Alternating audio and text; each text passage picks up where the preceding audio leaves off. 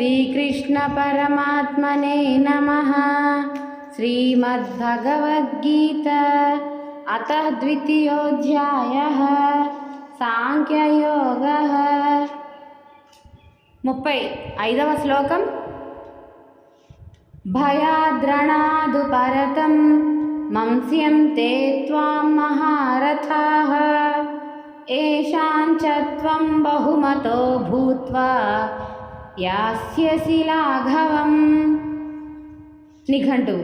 చ మరియు ఏషాం ఎవరి దృష్టిలో త్వం నీవు బహుమతః మిక్కిలి మాన్యుడవు భూత్వా అయి ఉంటివో లాఘవం ఇప్పుడు చులకన యాస్యసి అయ్యదవు మహారథాః ఆ మహారథులు త్వాం నిన్ను భయాత్ భయము వలన అంటే భయకారణముగా రణాత్ యుద్ధము నుండి ఉపరతం పారిపోయిన వానినిగా మంస్యంతే తలంతురు.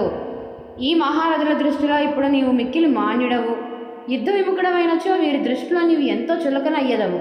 అంతేకాక నీవు పిరికివాడవై యుద్ధం నుండి పారిపోయినట్లు వీరు భావింతురు.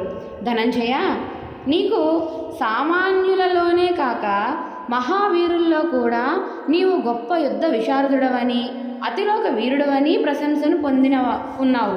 భీష్మ ద్రోణాదులే కాదు దుర్యోధన కర్ణాదులు సహితం ఇంకా అనేక మహారథులు కూడా నిన్ను గొప్ప యోధునిగా అజేయునిగా భావించున్నారు.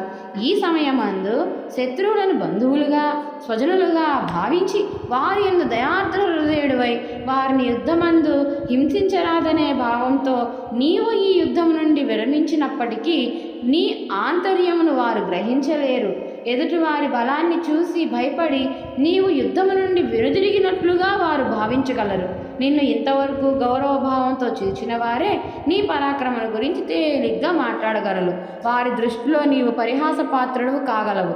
కర్ణ దుర్యోధనాదులను వారి అశేష సేనావాహిని చూచి భయపడి పిరికితనంతో యుద్ధం చేయలేక రణరంగము నుండి వెనుదిరిగిన వాడని ప్రచారం చేయగలరు.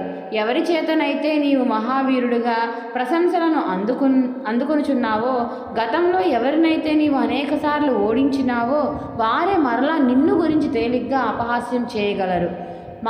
మానధనుడవు మహాపరాక్రమశాలివైన నీవు ఈ విధమైన అపకీర్తి అవమానం భరించడం దుస్సాహసం.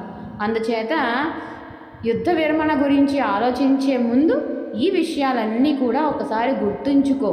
బేరతనం విడిచి కర్తవ్య పరాయణుడివి అయ్యి నీ యొక్క కర్తవ్యాన్ని ఆచరించి ప్రజల్ని రక్షించి శ్రేయోదాయకుడు అవ్వు అంటూ శ్రీకృష్ణ పరమాత్మ ఇంకా ఇలా బోధిస్తూ ఉన్నారు.